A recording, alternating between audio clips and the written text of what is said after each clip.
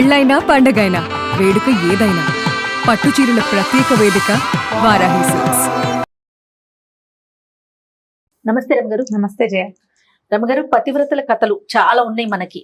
మనం కూడా కొన్ని డిస్కస్ చేసాము. చాలా రోజులు అయినట్లు అనిపిస్తోంది నాకు. మరి అలాంటిది ఏదైనా ఒకటి చెప్పుకుందామా? ఇప్పుడు మనం పతివ్రత కథలు చెప్పంగానే అమ్మాయిలందరూ మామూలుగానే మీరన్నీ మాంసకే చెప్తారు, అమ్మాయిలే బుద్ధిగా ఉండాలంటారని నా మీద ధ్వజం ఎత్తి పోట్లాడుతున్నారు. ఛానల్ ఏది కదండి, మన ఛానల్ అది. నేను ఇంతసేపు అలాగే అంటే మగపిల్లల్ని సపోర్ట్ చేస్తున్నట్టు ఆడపిల్లలకి అన్ని చెప్తున్నట్టు చాలా మంది అడుగుతుంటారు. ఇప్పుడు చెప్పబోయే మీరు అబ్బాయిల పేర్లు చెప్తారు కదా, అబ్బాయి అని. రమ్మగారికి అబ్బాయి ఉన్నారు కాబట్టి అబ్బాయినే మెన్షన్ చేస్తారు. ఇది కూడా అంటారు. అంటే అది అలవాటు అయిపోయింది కదా. మామ్స్ మీరు ఎవరు కంగారు పడద్దండి, నాకు కూతురు ఉంది. సో నేను డెఫినెట్ గా అమ్మాయి మాట్లాడిస్తారు అమ్మగారిని. అదే ఇప్పుడు ఎలా అంటే మేము చాలా మంది సిస్టర్స్ కదా జయ. చివరి 4 లో మా నలుగురిలో ఒక్కక్కకి అమ్మాయి ఉంది. మిగిలిన ముగ్గురికి తలా ఒక 2 అబ్బాయిలే. ఈ బాయ్స్ ఎక్కువగా ఉంటాం. మా ఇంట్లో కూడా అంటే మా వారి వైపు కూడా అందరు మగపిల్లలే. చాలా లేట్ గా ఒక చిట్టి పాప అయ్యి మాకు. ఆడపిల్లల పేర్లు చెప్పడానికి కానీ ఆడపిల్లల బట్టలు కొనడానికి కానీ అవకాశం భగవంతుడు బాగా ఇవ్వాల. నాకు కొంచెం తక్కువ ఇచ్చాడు అన్నమాట. నాకు చాలా అమ్మాయిలు ఇష్టం కానీ అలా ఇవ్వలేదు. మరి ఏం చేస్తాం, అందుకని ఇది అలవాటైపోయి వాడు అంటుంటాను నేను. ఎంతసేపు వాడని ఎందుకంటారు? ఒకవేళ అమ్మాయిని చూడండి, ఇంకోటి ఉంది. ఇప్పుడు వాడు మగవాడు అలా అనేస్తే బాగానే ఉంటుంది. అమ్మాయిని అది ఇది అంటే అమ్మాయిని అది ఇది అంటున్నారని ఏకవచన ప్రయోగం చేస్తున్నందుకు కూడా కష్టం వస్తూ ఉంటుంది. అంటే మనకి వినటానికి కూడా అంత అనిపించదు. డైరెక్ట్ గా పిలవటానికి అది ఇదని ముద్దుగా చెప్పుకుంటాం కానీ ఇట్లా మనం మాట్లాడేటప్పుడు అది ఇదని ఆ వర్డింగ్ అంత అనిపించదు రమ్మగారు. అవును, అంటే మీకు అలవాటు కాబట్టి అది ఇదని మాట్లాడగలుగుతాం. తెలియని పర్సన్ గురించి మనం మాట్లాడలేకపోతాం. అయితే ఇప్పుడు చెప్పే కదా, ఇప్పుడు మామూలుగా పతివ్రతల కథలు అంటే మనకి సీత, అనసూయ, సావిత్రి, అరుంధతి వీళ్ళందరినీ పతివ్రతల కథలు చెప్పుకోవాలి మనం. సుకన్య గురించి చెప్పాము, అదొక బెస్ట్ పతివ్రత కథగా నేను భావిస్తాను. చాలా మంచి కథ.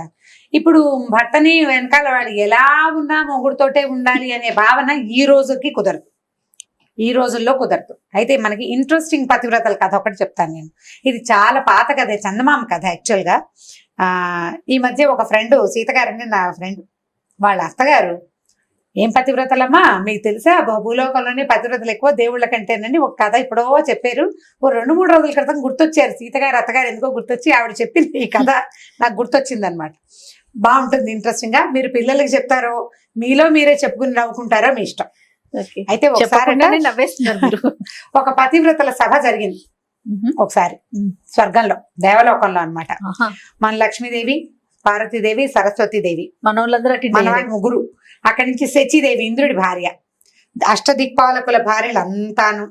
అక్కడి నుంచి మన భూలోక పతివ్రతలుగా మనం భావించే సావిత్రి, తర్వాత ఏమో మన అనసూయ, అరుంధతి, ఇంకొక ఆవిడ ఎవరో ఉంది. అనసూయ, అరుంధతి, సావిత్రి కాకుండా భర్తను సతీ, సుమతి, ఇలా మొత్తం మనం చెప్పుకునే నానా రకాల అత్యద్భుతమైన పతివ్రత కథల్లో ఉన్న పతివ్రతామతలంతా చేరారు. నేను గ్రేట్ అంటే నేను గ్రేట్ అని ఒక లేడీస్ మీటింగ్ పెట్టుకుంది. మామూలుగా మనం లేడీస్ మీటింగ్ అంటే జనరల్ కిటీ పార్టీస్ లో కూడా ఏం చేస్తాం, మా ఇంట్లో మేము ఆ వంట చేస్తాం, ఈ వంట చాలా బాగా కుదిరింది, మా వాళ్ళంతా మెచ్చుకున్నారు ఒకటి. లేదా సీతగారు ఎవరో మా సీతగారు ఎంత బాగా చేశారో కూర, సీతగారు చేసిన పచ్చళ్ళు అదిరిపోతాయని ఒకళ్ళకి పట్టం కడతాం. మిగిలిన వాళ్ళంతా సీతగారు వాళ్ళ అత్తగారు వచ్చినప్పుడు భలే బాగా చేశారండి, సీతగారు పట్టు చీర కట్టుకున్నారు ఎంత బాగుందో అని మనం అంతా కలిసి ఒక ఆవిడకి పట్టం కడతాం. లేకపోతే ఎవరికి వాళ్ళం పట్టం కట్టుకుని మాట్లాడుకుంటాం. జనరల్ గా లేడీస్ మీటింగ్స్ లో జరిగేది ఇదే. మీరు ధ్వజం ఎత్తకండి అమ్మా నా మీద, సహజంగా జరిగేదే చెప్తున్నాను. ఎంత మిడిల్ క్లాస్ మొరాలిటీస్ లో ఉండే భాగాలు అనమాట ఇవన్నీ. మన గురించి మనం చెప్పుకుంటాం కదా. ఇవాళ టీవీలో చూసి ఒక పచ్చడి చేశాను, చాలా బాగా వచ్చింది. నువ్వు చెప్పిన పచ్చడి చేశాను, ఇవి బాగా కుదిరిందని సాధారణంగా చెప్పాం. టీవీలో చూశాను, యూట్యూబ్ లో చూశాను, అలాంటివి చెప్తాం. పుస్తకాలు మా చిన్నప్పుడు పుస్తకంలో ఉండేది. నేనైనా అంతే. మన ముందున్న మనిషిని మనం పొగడలేము. మన వెనక మనకి కనిపించని, మనకి దూరంగా ఉన్న వాళ్ళని సహజంగా వాళ్ళలో మనకి నచ్చినా నచ్చకపోయినా వాళ్ళ పేరు జయ ఒప్పుకుంటుంది కాబట్టి అందరూ ఒప్పుకోవాల్సింది. సో ఇప్పుడు వీళ్ళంతా ఇలా డిస్కషన్ పెట్టుకున్నారు. కొంతమంది ఏమో పార్వతీదేవి గొప్ప అన్నారు, కొంతమంది శచీదేవి గొప్ప అన్నారు, కొంతమంది సతీ సుమతి గొప్ప అన్నారు. వాదించుకున్నారు, ఏమి అవల, ఎవరిళ్ళకి వాళ్ళు వెళ్ళిపోయారు. మళ్ళీ ఇంకోసారి మీటింగ్ పెట్టుకుని దీన్ని సాధించాలనుకున్నారు. Very good. ఈ ఇళ్ళకి వెళ్ళిపోగానే సరస్వతీదేవి ఏమిటండి వీళ్ళు ఎవరు నన్ను గుర్తించరు, నేను ఎంత పతివ్రతం కాకపోతే మీ నాలుక మీద నన్ను పెట్టుకున్నారు అని సరస్వతీదేవి ఇంటికి వెళ్ళి భర్తకు చెప్పింది.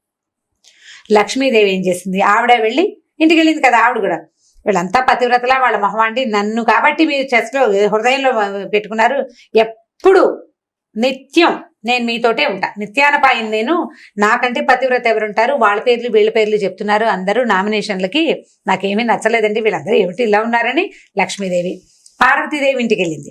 ఆవిడ అంటుంది నేను సగభాగాన్ని మీలో, శివుడు లేందే అసలు శివాగ్ని లేందే చీమైనా పుట్టదు, అలాంటి సాక్షాత్ పరమశివుడిలో సగభాగాన్ని అయిన నేనుండగా మిగిలిన వాళ్ళంతా వాళ్ళ పేర్లు వీళ్ళ పేర్లు సజెస్ట్ చేస్తున్నారు, ఏమీ నచ్చలేదు నాకు, ఏమిటో వీళ్ళ ధోరణి, ఆడాళ్ళు ఇలాగే ఉంటారని ఆడవాళ్ళ మీద తన ఉద్దేశాన్ని వెలిబుచ్చింది. ఇలా మాట్లాడుకున్నారు.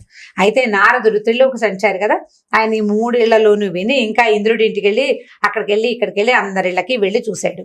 సతీ సుమతంది మా ఆయనకి కుష్ఠరోగం వచ్చినా కూడా ఆయనకి ఎక్కడ వేసి దగ్గరికి తీసుకెళ్ళమంటే అక్కడికి బొట్లో కూర్చోబెట్టి తీసుకెళ్లాను, ఆయన అన్నం తింటుంటే ఆయన వేలు ఊడి కంచంలో పడిపోతే ఆ అన్నాన్ని అసహించుకోకుండా తిన్నాను, నాకంటే పతివ్రత ఎవరుంటుంది అంటుంది సుమతి. సావిత్రి అంటుంది నేనేమో యమధర్మరాజు వెనకాల పడి ఆయన ఇంటి దాకా వెళ్ళి నా మొగుడు నేను లాక్కొచ్చుకున్నాను, నాకంటే పతివ్రతలు ఎవరండి అని సావిత్రి అంటుంది. అనసూయమ్మ గారు ఇంకోటి అంటుంది, త్రిమూర్తులు మా ఇంటికి వస్తే నా మానం పోకుండా నేను వాళ్ళని పసిపిల్లలను చేసి నగ్నంగా వడ్డించాను నేను, నాకంటే పతివ్రతలు ఎవరైనా ఉంటారా అని ఆవిడంటుంది. సరే వీళ్ళందరి దగ్గర విని ఆయన ఏం చెప్పాడంటే నెక్స్ట్ మీటింగ్ ఒపీనియన్ తీసుకుని నెక్స్ట్ మీటింగ్ లో వీళ్ళంతా కూడంగానే ఏం చెప్పాడంటే మీరెవ్వరూ కాదమ్మా, మీకంటే అత్యద్భుతమైన పతివ్రత భూలోకంలో ఉంది, భూలోకంలో ఉన్నారు పతివ్రతలు అంటే వాళ్ళు అన్నాడు. అనేసరికి అందరికీ ఆశ్చర్యం, ఏమిటి ఏం భూలోకం, చచ్చిపోతారు వాళ్ళు, 100 ఏళ్ళు అయ్యేసరికి చచ్చిపోతారు, 100 కాకుండా కూడా పోతారు, కొంతమంది పురుట్లో పోతారు, కొంతమంది మధ్యలో పోతారు, హార్ట్ అటాక్లు బ్రెయిన్ అటాక్లు ఎన్ని అటాక్లు ఉన్నాయి, ఎక్కడో చోట పోతారు, వాళ్ళకి అంటే మోర్టాలిటీ ఉంది, అంటే మృత్యు ఉంది వాళ్ళకి, ఇమ్మోర్టల్స్ కాదు వాళ్ళు, అంటే శాశ్వతత్వం లేదు. వాళ్ళ ప్రత్యేకత ఏమిటంటే మీకు తెలీదు, భూలోకంలో బ్రహ్మాండమైన పతివ్రతలు ఉన్నారు, నాకు తెలిసిన ఒక ఆవిడ పేరు చెప్తాను కావాలంటే కనుక్కోండి అన్నాడు. కనుక్కోమని అడ్రస్ చెప్పాడు, ఫలానా అడ్రస్ లో ఒక ఆవిడ ఉంటుంది, ఆవిడ బ్రహ్మాండమైన పతివ్రత అని. వీళ్ళంతా ఆశ్చర్యపోయారు, ఇదేమిటి ఇన్నేసి చేసాము, ఇవన్నీ పోయినాయా, భూలోకంలో ఉన్న అదేవతో చిన్న పిల్ల ఉంటుంది, అదే అసలు దానికి ఏమొచ్చు, దానికి ఏం తెలుసు పతివ్రత్యం గురించి, కనుక్కోవాల్సిందే అనుకున్నారు. ఈ గుంపంతా పడి వెళ్తే ఆవిడ బెదిరిపోతుందేమో, అందుకని ఏమనుకున్నారు, అందరూ కలిసి ఒక రిప్రజెంటేటివ్ని పంపించాలనుకున్నారు. వీళ్ళందరిలోకి పెద్ద ముత్తైదువు, ముగ్గురమ్మలకి మూలపటమైన పార్వతీదేవిని పట్టుకున్నారమ్మా, తమరెళ్ళి కనుక్కురండి ఏమిటి ఆవిడకున్న ప్రత్యేకత. నారదుడు నారదుడే చెప్పాడంటే ఏదో ఉందన్నమాట. సరే ఆవిడ సరే కనుక్కుంటాను, మీరందరూ స్థిమితంగా ఉండండి అని చెప్పింది. మర్నాడు వీడు చక్కగా ప్రాతకాల వ్యవహారాలన్నీ చూసుకుని ఆవిడ పెట్టాల్సిన భోజనాలు అవి ఉంటాయి, అన్నపూర్ణాదేవి కదా, పెట్టేసి వెళ్ళింది. వెళ్ళేసరికల్లా కొద్దిగా ఆవిడ వెళ్ళేసరికి చీకటి పడిపోయింది. వ్యవహారాలన్నీ తెముల్చుకుని వెళ్ళేసరికి తలుపు కొట్టింది. అదొక పూరి గుడిసె, చిన్న ఇల్లు, పూరని మరీ బుజ్జిది కాదు, మామూలు తాటాకులు ఇల్లు. తలుపు కొట్టేసరికి ఎవరో అమ్మాయి లోపల నుంచి పలికింది. ఎవరమ్మా, ఎవరండి అంది.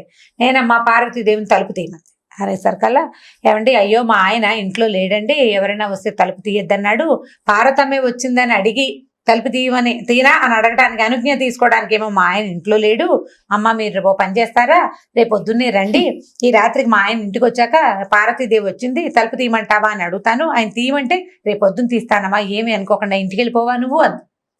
పార్వతీదేవి ఏమిటి నేను వస్తేట మొగుడిని అడగాల వసిని అనుకుని, సరేలే ఏమిటో వీళ్ళ భూలోక నియమాలు మనకు తెలియదని ఆవిడ వెళ్ళిపోతే ఈవిడేం చేసింది, ఈ అమ్మాయి భర్తను అడిగింది, రేపు పార్వతీదేవి వచ్చింది సాయంకాలం తలుపు తీయమంటావా, రేపు పొద్దున వస్తానందంటే ఆ తీయి పార్వతీదేవిని తీసుకొచ్చి లోపల కూర్చోబెట్టి మంచినీళ్ళు అవి ఇవి మంచి మాట్లాడమని చెప్పాడు భర్త. దేవతని ఆవిడ దేవత పైనుంచి వచ్చిందని తెలుసు, పార్వతీదేవి భర్త తలుపు తీయద్దన్నాడు, ఎవరైనా వస్తే తలుపు తీయద్దన్నాడు, అందుకని తీయలేదు. మర్నాడు పొద్దున పార్వతీదేవి బయలుదేరేసరికి ముందు ఈ కాలంలో వీళ్ళంతా మాట్లాడుకోవడం విన్నాడు కదా వినాయకుడు, విని ఆయన ఏమన్నాడు అంటే అమ్మ నేను వస్తానే ఆవిడెవరో చూస్తానన్నాడు. సరే ఈవిడేం చేసింది, పిల్లాడే కదా అని చెప్పి వినాయకుడిని వెంబడి పెట్టుకొచ్చి బయట నుంచి తలుపు కొట్టింది. తలుపు కొడితే ఈ ఆవిడ తలుపు దగ్గరకు వచ్చి అమ్మ ఎవరమ్మా అంటే నేనమ్మా పార్వతీదేవిని, నేను మా అబ్బాయి వచ్చామనగా మీ అబ్బాయి వచ్చాడా, అయ్యో మీరు ఒకరే వస్తారనుకుని మా ఆయన్ని అడిగానమ్మా, ఇప్పుడు మీ అబ్బాయి కూడా వస్తే తలుపు తీయమంటాడో తీయద్దంటాడో తెలియదమ్మా, మీరేమనుకోకండి, రేపు మళ్ళీ రండి, మా ఆయన అడగకుండా తలుపు తీయలేనమ్మా అనేసరికి ఏమిటి ఏం చెయ్యాలో తెలియదు. నేను భారతీదేవిని, నేను వినాయకుడు తెచ్చాను, తలుపు తీయటలేదు, దీని పాతివ్రత్యం మండిపోను అనుకుని ఆవిడ ఏం చేసింది, వీళ్ళని తీసుకుని వెళ్ళిపోయింది వెనక్కి. మూడో రోజు పొద్దున మళ్ళీ బయలుదేరింది. బయలుదేరేసరికి ఇప్పుడు ఆవిడ రిప్రజెంటేటివ్, అంటే మన దేవతలందరి దగ్గర నుంచి వస్తోంది. కనుక్కోవాలి విషయం, కనుక్కుని చెప్పకపోతే వాళ్ళు ఒప్పుకోరు, మరి మిగిలిన వాళ్ళంతా అడుగుతారు కదా. అది కూడా రాదా నీకు అనరు. అంతేగా. సరే కుమారస్వామి వస్తానని సరదా పడ్డాడు, కానీ బాబు నిన్న వాడిని తీసుకెళ్ళినందుకే పోయిందిరా ప్రోగ్రాము, నువ్వు రాబోక నాయన, నువ్వు ఇక్కడే ఉండు, నేను వెళ్ళొస్తాను అని ఈవిడ బయలుదేరి వెళ్ళింది. ఒక్కతే వెళ్ళి మరి ఏం చేస్తుంది, ఆవిడ ఒప్పుకోలేదు కదా. మూడో రోజు వెళ్ళంగానే ఈ అమ్మాయి తలుపు తీసింది. ఆవిడ అమ్మాయి ఏం కాదు, ఒక 30-32 ఏళ్లది స్త్రీ, ప్రౌఢ. అక్కడి నుంచి అమ్మ నీ పేరు ఏమిటంటే, నా పేరు గౌరమ్మ. మామూలుగా ఊళ్ళల్లో గౌరి పేరుని గవిరి, గైరమ్మ అలా పిలుస్తారు. గౌరమ్మ, గవరయ్య పేర్లు కూడా ఉంటాయి. నా ఫేవరెట్ పేరు గౌరి. నాకు అమ్మాయి పుడితే నేను ఆ పేరు పెట్టుకునేది, నాకు ఎంతో ఇష్టం. అయితే ఈ గౌరమ్మ నీ ఏం పేరు, ఏం చేస్తావమ్మా నువ్వు? ఏం చేస్తావు? నేనేం చేయనండి, మా ఆయనకి, మాకు బరువులు ఎత్తే కూలివాడు, కూలి పని చేస్తాడు మా ఆయన. మాకు చిన్న చెలక ఉంది, అంటే చిన్న పొలం ఉంది, పొలం పని అది చేసుకుంటాము అంది. ఇల్లు చూస్తే ఇల్లు చక్కగా శుభ్రంగా ఉంది, చిన్న పాక, చాలా శుభ్రంగా ఉంది. భారతీదేవి 4 పక్కల చూసింది.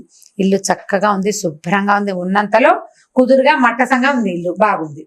సరే బుద్ధిమంతురాల్లాగా కనపడుతుంది అమ్మాయి. భర్త మాట బాగా వింటుంది. చూస్తుంటే 4-5 ఏర్పాట్లు కనపడ్డాయి. ఏమిటి, ఓ చోట చిన్న మంచం వేసి చక్కగా దాని మీద మెత్తటి బొంత ఒకటి పరిచింది. ఒకటి అక్కడి నుంచి లోపలికి రాగానే ఒక ముక్కాలు పీట ఒకటి ఉంది, ఓ పీట వేసింది, ఓ పీట, ఓ మంచం. అక్కడి నుంచి రెండో పక్కన పెనమేమో పొయ్యి వెలిగించి దాని మీద పెనము, పక్కన అట్ల పిండి గిన్నె కనపడ్డాయి. పక్కన ఇంకో కుండ, అక్కడి నుంచి పళ్ళెము సామాన్లు కనపడ్డాయి. ఇంకా ఒక మూలకి చిలక్కొయ్యి ఉంది, చిలక్కొయ్యికి ఒక తాడు వేలాడుతుంది అనమాట. ఒక చిన్న చెర్నాకోల్ లాంటి సాధనము ఉన్నాయి.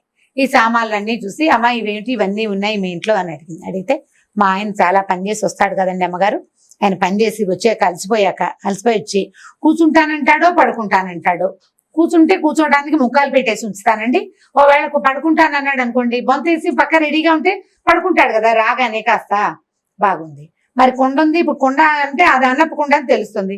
మళ్ళీ అట్లపైన ఎందుకు పెట్టేవని, కాదమ్మా ఒకవేళ అన్నం తింటాను అన్నాడు అనుకోండి, సాయంకాలం అయిపోతుంది కదా, అన్నం తింటానంటే తర్వాణి కుండలో అన్నం ఉంది, అన్నం పెడతా. ఒకవేళ కాదు వేడివేడిగా అట్లు పోసుకుని తిందాం అన్నాడు అనుకోండి, అప్పటికప్పుడు పప్పు రుబ్బితే అప్పటికప్పుడు పొయ్యి వెలిగిస్తానంటే ఆలస్యం అయిపోదు, మా ఆయన కోపం రాదు. అందుకని మా ఆయన వచ్చే టైంకి పెనం వెలిగించి రెడీగా పెట్టుకుంటానండి. బాగానే ఉంది. అంటే పడుకోవడానికి కూర్చోడానికి సాధనాలు ఉన్నాయి, తిండికి 2-3 సాధనాలు పెట్టింది. చిన్న ఇల్లు, వాళ్ళ ఇంట్లో ఏముంటాయి. మరి ఇదేమిటమ్మా, ఇక్కడ తాడు, ఇక్కడ చెర్నాకోల ఉన్నాయి, వీటితో ఏం చేస్తారంటే, అదేనండి మా ఆయనకి అప్పుడప్పుడు కోపం వస్తుంది, అప్పుడు ఆయనకి నన్ను కట్టేసి కొట్టడం అలవాటు. నువ్వు సరిగ్గానే విన్నావు, కట్టేసి కొట్టడం అలవాటు. అప్పుడు ఆయన కోపం వచ్చాక ఆయన తాడు కోసం వాటి కోసం ఎక్కడ వెతుక్కుంటాడు. అందుకని ఏం చేస్తాను, ఈ తాడు రెడీగా పెడతాను, తాడేసి నన్ను ఈ గుంజ కట్టేస్తాడు. ఆ చెర్నాకోలు తీసి 2 దెబ్బలు కొడతాడండి. ఆయన కోపం తీరాక ఆయన పడుకుంటాడు. మెల్లిగా ఎప్పుడో ఆయన కోపం తీరలేచాక కట్లిపితే అప్పుడు అన్నం పెడతానండి. ఇలాగ అలవాటండి అని. పార్వతీదేవి నిర్కాంతిపోయింది. ఇది పాతివ్రత్యం, మనము మిగిలినవన్నీ చూస్తున్నాం, అంతేగాని భర్తకి కోపం వస్తే నన్ను కొట్టడానికి ఏర్పాట్లు కూడా మనం ఎవరం చేయటం లేదు. ఇది నిజంగా మహాపతివ్రతే అనుకుని, అమ్మాయి చాలా సంతోషం అమ్మా, నీలాంటి బుద్ధిమంతురాల్ని కలిసినందుకు నాకు చాలా సంతోషంగా ఉంది, ఎంతో బాగుంది, చాలా బాగుందమ్మా, నేను వెళ్ళొస్తానని ఆవిడ అమ్మాయి బొట్టు పెడితే చక్కగా బొట్టు పెట్టించుకుని 2 అక్షంతలు వేసి ఆశీర్వదించి చల్లగా వర్ధిల్లు కలకాలం అని చెప్పి పార్వతీదేవి ఇంటికి వచ్చేసింది. ఇంటికి వచ్చాక అందరినీ పిలిచి చెప్పింది అనమాట. పాతివ్రత్యం అంటుంటే మనం అనుకునేదే పాతివ్రత్యం కాదు, పాతివ్రత్యంలో లెవెల్స్ ఉన్నాయి. ఎవరి పాతివ్రత్యం వాళ్ళది, నాదొకటి నీది ఇంకోటి. నేను ఇలా ఉన్నాను కాబట్టి ఇదే గ్రేట్ అని మనం అనుకోవడానికి వీల్లేదు. ఎవరి లెవెల్ ఆఫ్ పాతివ్రత్యాలు వాళ్ళకు ఉంటాయి. ఒకళ్ళు భర్తలకి ఇష్టమైన ఆహారం ఉండేవాళ్ళు, వాళ్ళ పాతివ్రత్యం అది. భర్తకి నచ్చినట్టుగా తయారయ్యే వాళ్ళు ఒక రకం. ఓకే, ఆయనకి ఏది ఇష్టమో అదే చేయాలనుకునే వాళ్ళు కొంతమంది. ఇంకొంతమంది ఉంటారు ఆయన చెప్పిన దానికి వ్యతిరేకంగా చేస్తూ ఆయన వెనకాలే ఉండేవాళ్ళు ఇంకొంతమంది, ఆదర్శపత్రులు. కాబట్టి పాతివ్రత్యానికి లెవెల్స్ తేడాయే గాని ఎవలాగైనా ఉండొచ్చు. దీన్నే పాతివ్రత్యం అంటారు, దీన్ని అనరు అని అనడానికి వీల్లేదు. కాబట్టి భూలోక పాతివ్రత్యం మహాద్భుతమైన పాతివ్రత్యం అని అందరికీ చెప్పిందట. ఆ తర్వాత వీళ్ళు ఈ మీటింగ్లు పెట్టి నేను గ్రేట్ అని చెప్పకూడదు, ఎవడ గ్రేట్ వాడితే నేను అక్కడి నుంచి ఆ ఏజెండా మానేశారనమాట అమ్మవార్లందరూ. దీని మీద మాట్లాడకూడదు, ఇవన్నీ మాట్లాడుకోవడానికి సంగతులు.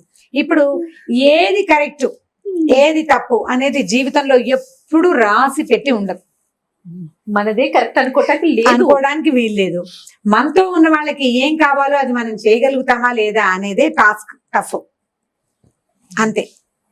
పాతివ్రత్యం నేను అనుకునేది కాదు, అవతల వాడు అనుకునేది. అది ఎప్పటికీ మీట్ అవ్వలేం మనం. కన్క్లూజన్ సరిగ్గా అర్థం చేసుకోండి. ఎప్పటికీ అవతల వాళ్ళకి కావలసినట్టుగా చేయటం ఎవ్వరి వల్ల కాదు. ఆడవాళ్ళని భర్తలు సాటిస్ఫై చేయలేరు అన్ని విషయాల్లో, కొన్ని చేస్తే కొన్ని చేయలేకపోతారు. అలాగే మగవాళ్ళని భర్తల్ని కూడా వాళ్ళకి బాగా నచ్చేలాగా ఉండటం మన వల్ల కాదు, కొన్ని చేయగలుగుతాం. కాబట్టి మనకి ఏది దొరికిందో దాని మీద సంతోషించాలి. చిన్న పిట్ట కథ దీంతో పాటు చెప్తాను, మీకు ఇంట్రెస్టింగ్ గా ఉంటుంది. ఉద్దాలకుడు అని ఒక శిష్యుడు ఒక మహాగురువు గారికి. అయితే ఈ ఉద్దాలకుడు ఏంటంటే భార్య అసలు మాట వినేది కాదు. వీడి అదృష్టం అంటే ఏంటంటే వీళ్ళ గురువు గారి భార్య కూడా అసలు మాట వినేది కాదు. ఆయన ఎప్పటికప్పుడు ఆ భార్యతో పడలేక ఒరే పెళ్లిళ్ళు చేసుకోకుండా అని చెప్పేవాడు వాళ్ళ గురువు గారు. చెప్పేవాడు కానీ ఆయన పెళ్లి చేసుకున్నాడు, ఏదో సంసారం నడుస్తూ ఉండేది. ఓసారి ఏమైందంటే ఈ శిష్యులందరికీ చెప్పేవాడు కానీ ఎవరు దాని వాళ్ళు వీళ్ళకే లేక పెద్దవాళ్ళు బలవంతమో వీడికే సరదా పుడుతుందో పెళ్లిళ్ళు చేసేసుకుంటారు. ఈయన ఏం చేశాడంటే పెళ్ళంతో విసిపోయి గురుగారు దేశ సంచారానికి వెళ్ళాడు. వెళ్ళేసరికల్లా ఆ దేశ సంచారానికి వెళ్ళినప్పుడు ఈ ఉద్దాలకుడు ఇంటికి వచ్చాడు. వస్తే గురువు గారు వస్తున్నట్టు వార్త వచ్చి ఉద్దాలకుడు అడిగాడు భార్యని, ఏమే నీ పుణ్యం ఉంటుంది, మా గురువు గారు వస్తున్నారు, అసలే ఆయన భార్యతోటి పడలేక దేశాటానికి బయలుదేరాడు, ఏమీ గొడవ పెట్టుకోవద్దు దయచేసి, మా గురువు గారు ఉన్నంతసేపు 4 రోజులు ఈ ఒక్క రోజు 4 ఇక్కడ ఒకటే రోజు ఒక పూట భోజనం చేసి వెళ్ళిపోతారు, సాయంకాలం చల్లబడ్డాక పంపించేస్తా, ఆయన ఉన్నంతసేపు నేను ఏమైనా అంటే నువ్వేం పట్టించుకోకుండా ఉండాలి ప్లీజ్ అన్నాడు. సరే ఆవిడేమంది, సరే 100 వరకు ఓకే, 100 తిట్లు నువ్వు తిట్టినా నేనేమను, 100 దాటేవో ఒప్పుకోను. ఈయనకి దొరికిందే ఛాన్స్ అనుకున్నాడు, తాట తీసేస్తానని చెప్పింది. ఈయన సరేనన్నాడు. అక్కడి నుంచి ఈయన రాగానే గురువు గారికి కయ్యమే నీ మొహమండ నీళ్ళు తీసుకురా అన్నాడు. తెచ్చింది. నీ దుంపదగా నీకు అది కూడా రాదేంటి అన్నాడు. ఇలాంటి తిట్లు నేను మంచి తిట్లు తిడుతున్నాను, నాకు అవే వచ్చు. బోలెడన్ని లకార మకార ప్రయోగాలతోటి మొత్తానికి కాబట్టి నానా తిట్లు తిడుతూ భార్యని తను ఎంత కంట్రోల్లో పెట్టాడో గురువు గారికి చూపించాడు ఉద్దాలకుడు. ఒక్క రోజులో ఒక్క పూటలో పొద్దునే వచ్చారు, పొద్దునే కాలకృత్యాలు తీసుకున్నారు, నదికి వెళ్ళారు, కాళ్ళు కడుక్కున్నారు, ఇంకేదో చేశారు, భోజనాన్ని కూర్చుంటే అది తేవే నీ మొహమండ అన్నాడు, ఇది తీసుకురావే నీ మొహమండ అన్నాడు, అది కూడా రాదా మీ అమ్మా నాన్న ఎలా పెంచారే అన్నాడు. ఈయన పాపం సంవత్సరాల తరబడి తిట్టదలుచుకున్న తిట్లన్నీ లోపల దాచుకున్నవన్నీ మొత్తానికి వెలుగులాగా బయటికి తెచ్చేసాడు, అయిపోయింది.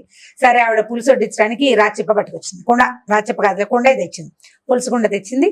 చివరికి ఆవిడ ఈయన తిడతానని చెప్పాడు కదా, పొద్దు నుంచి ఆవిడ ఒక 100 చింతపిక్కలు లెక్క పెట్టి ఒక కుండలో పోసుకుంది.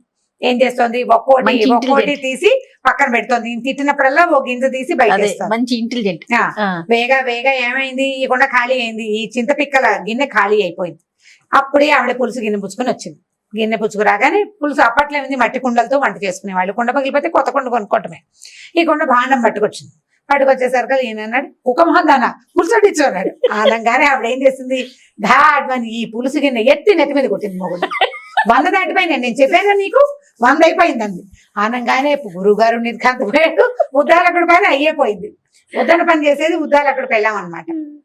ఆవిడ పేరే అది.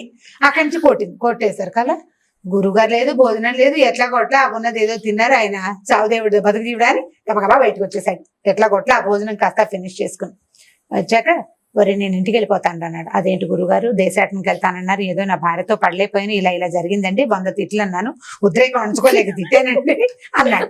అనేసరికల్లా ఆయన అన్నాడు, ఇంకెందుకురా దేశాటన, మీ అమ్మగారు చాలా మంచిదిరా, ఇక్కడికి వచ్చాక నాకు అర్థమైంది. ఆవిడకి ఎంత కోపం వచ్చినా కుండ పగల కొట్టేది కానీ ఒక్కనాడు నన్ను ఎత్తిన కొట్టలేదురా, మానవరాలు బంగారు తల్లిరా.